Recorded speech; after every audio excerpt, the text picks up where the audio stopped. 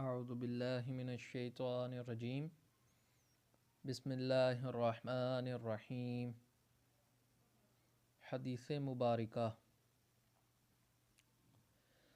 حدثنا عبد اللہ بن یوسف قال اخبرنا مالک عن ہشام بن عروہ عن ابی عن عائشة ام المؤمنین رضی اللہ عنہا ان الحارث بن ہشام رضی اللہ عنہ سأل رسول اللہ صلی اللہ علیہ وسلم فقال یا رسول اللہ کیف یأتیک الوحی فقال رسول اللہ صلی اللہ علیہ وسلم احیانا یأتینی مثل صلصلة الجرس وهو اشده علی فیفصم عنی وقد وعیت عنہما قال وأحيانا يتمثل الملك رجلا فيكلمني فأعي ما يقول قالت عائشة رضي الله عنها ولقد رأيته ينزل عليه الوحي في اليوم الشديد البرد فيفصم عنه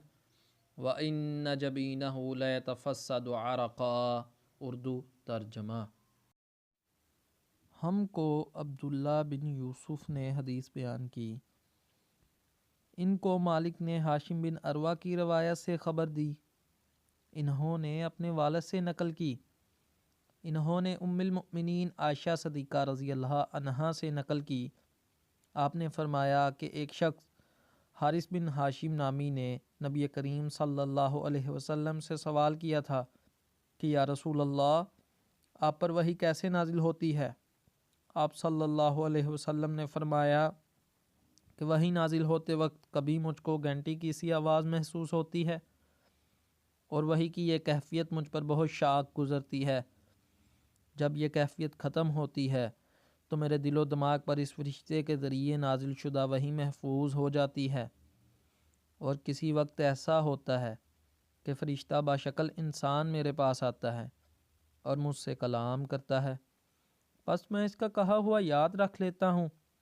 عائشہ رضی اللہ عنہا کا بیان ہے کہ میں نے سخت کڑاکے کی سردی میں نبی کریم صلی اللہ علیہ وسلم کو دیکھا ہے کہ آپ صلی اللہ علیہ وسلم پر وحی نازل ہوئی، اور جب اس کا سلسلہ موقوف ہوا تو آپ صلی اللہ علیہ وسلم کی پیشانی پسینے سے شرابور تھی۔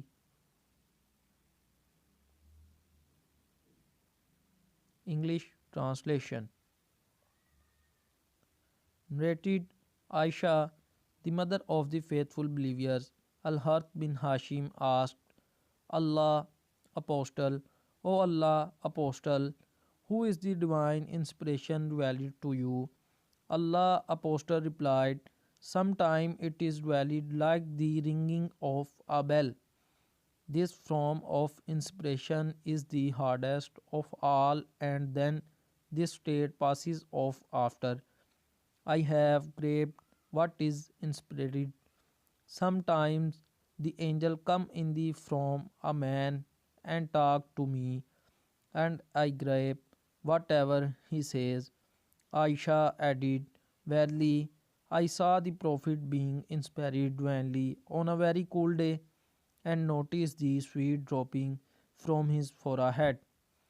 Thanks for watching us. For more videos, subscribe Islam Ki Dunya.